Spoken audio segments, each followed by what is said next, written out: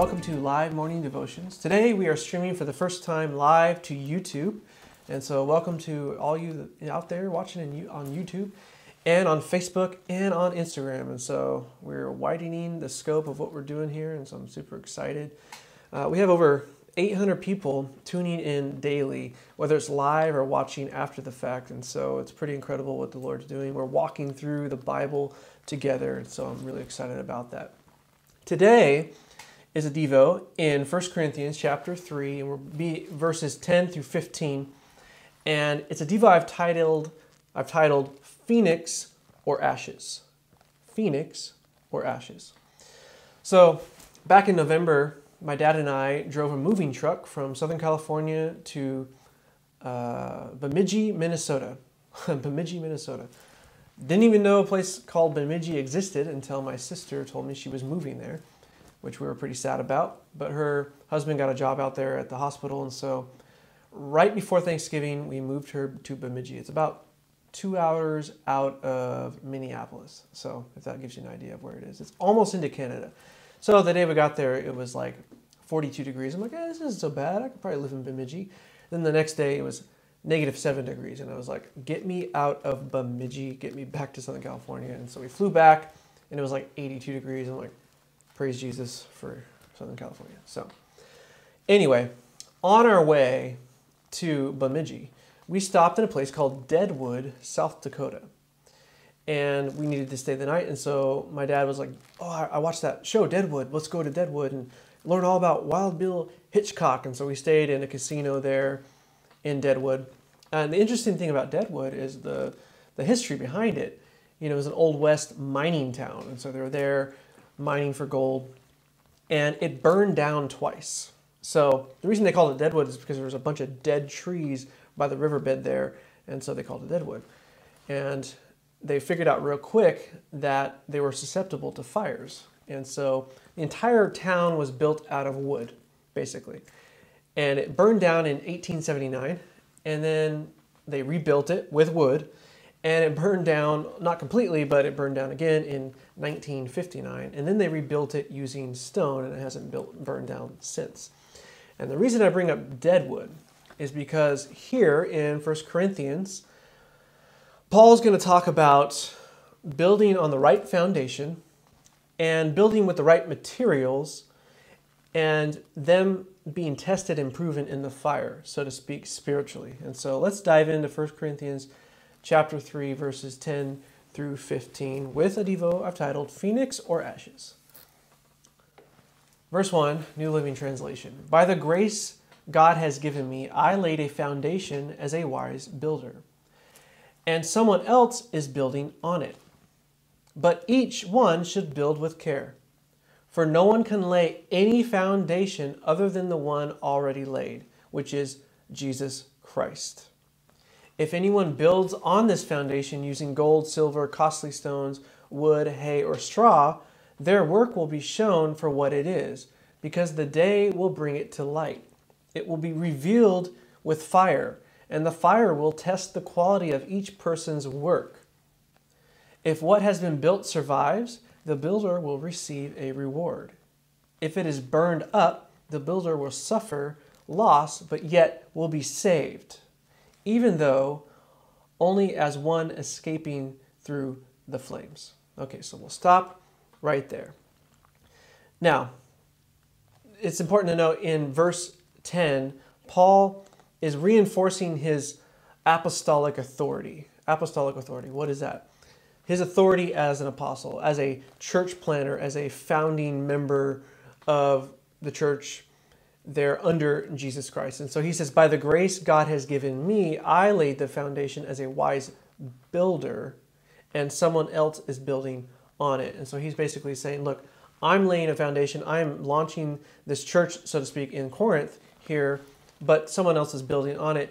And so the whole purpose of writing 1 Corinthians is to answer a bunch of questions and concerns and issues that are coming up in the church. And so we've read up until this point that he's dealt with pride and division and seeking after human wisdom as opposed to godly wisdom. And so they're warring with spiritual versus fleshly nature.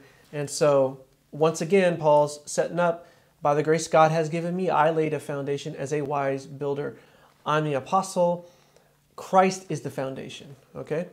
So, how do we, in our walk, in our faith, keep from completely burning out, burning down, and going to the end of life and realizing, wow, we were in through the fire and there's not much left other than just me standing here by myself. And so how do we leave a legacy? How do we build on the foundation that's already there and leave a lasting legacy? And so I'm going to give you 3 points here today. The first point is this. Is your foundation a gold mine? Is your foundation a gold mine? Like I said, the city of Deadwood was a gold mining town. And so they built their foundation on top of this area, which they'll be mining for gold. And so the foundation in which they built on was mostly rock and really steady stuff.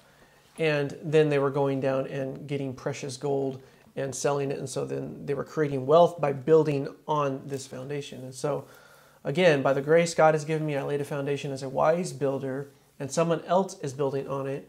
But each one should build with care, for no one can lay any foundation other than the one already laid by Jesus Christ. What does that whole phrase mean?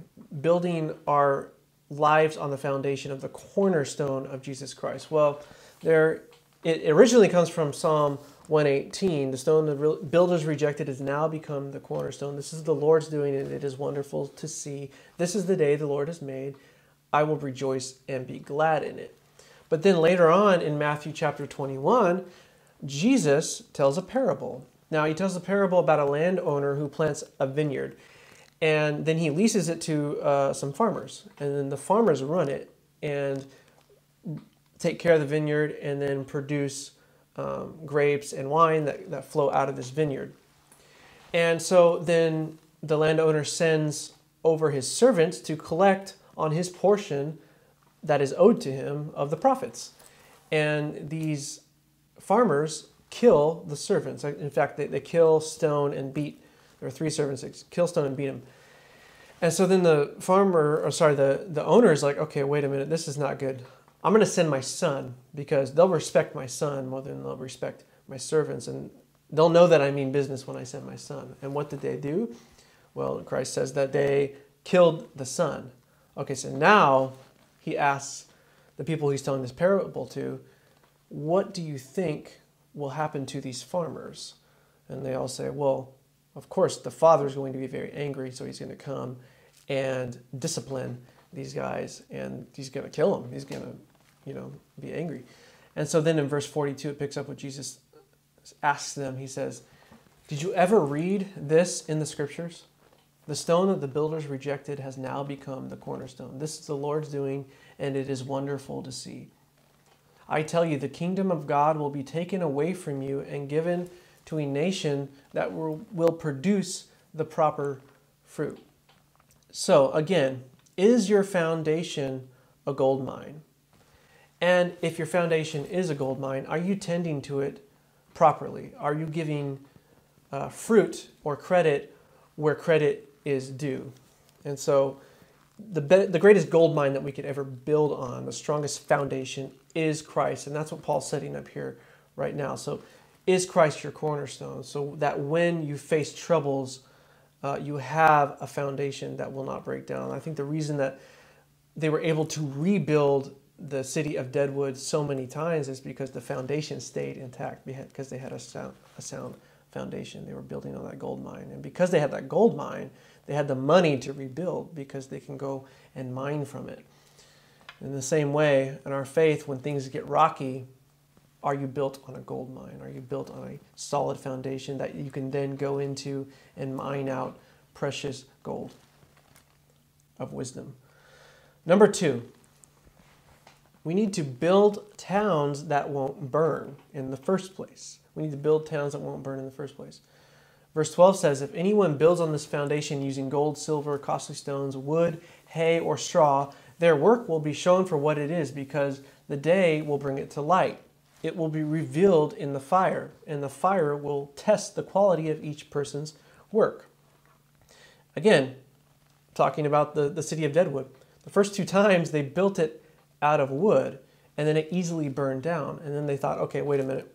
We need to go and build it out of stone, because the things that we're building with will last if another fire comes. And so the same goes for when we're ministering in our lives. What are we using to build our lives with? What are we putting our time, our effort, and our faith in as we're building? And so, I love that there's a quote from Willie Jordan. It says, minister to the poor and you'll have one advantage. Minister to the poor and you'll have one advantage that no one else has. Virtually no competition. Virtually no competition. Your deathbed will be filled with either hindsight or insight, regretting or rejoicing. It will be filled with well done or should have done. And, I've as a worship leader, led worship at probably literally hundreds of funerals. I've been to hundreds of funerals. And I can't think of a single funeral in which I've heard the words net worth in a eulogy. Never heard the words net worth in a eulogy. And so in focusing on what you're building with your time here on earth, with your time here on this foundation, okay, build on the right foundation, but also build with the right stuff. Are you seeking after money? Are you seeking after fame? Are you seeking after things that on your deathbed you'll look back with hindsight and think, wow, I should have done this?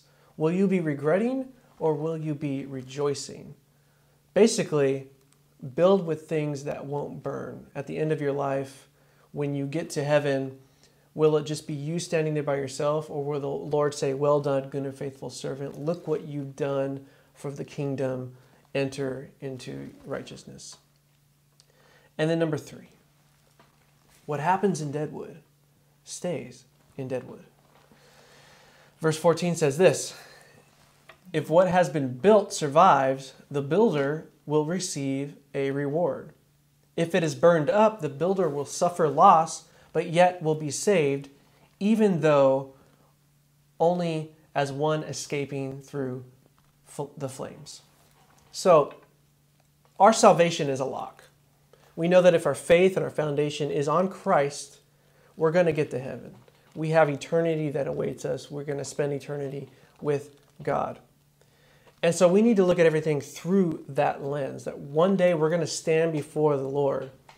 And I don't know if I mentioned this, but in Deadwood, they basically turned it into a little mini Las Vegas. So it's not a lot of people live there. It's a tourist destination, and then most of the hotels are casinos. And so people go and they just dump money into the casinos, and they do a bunch of all this stuff and have fun, and then they leave. And basically what happens in Deadwood stays in Deadwood. You ever heard that? What happens in Vegas stays in Vegas. I hate that phrase. But in a sense, for the purpose of what's going on here, what we do in this life, we can't take with us. Because what happens in Deadwood stays in Deadwood, so to speak. What happens on this earth, we're going to leave it behind.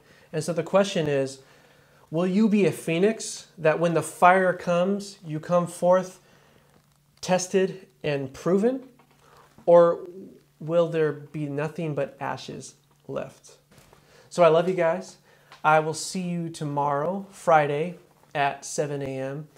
And we'll be in the rest of 1 Corinthians chapter 3. And if you have any prayer requests, concerns, questions, leave them in the comments. Or if you want to private message me a prayer request, I do prayer walks twice a day, so I'll definitely be praying for you guys. I love you guys, and I will see you guys tomorrow at 7 a.m. right here on YouTube, Facebook, and Instagram. I'll see you guys later.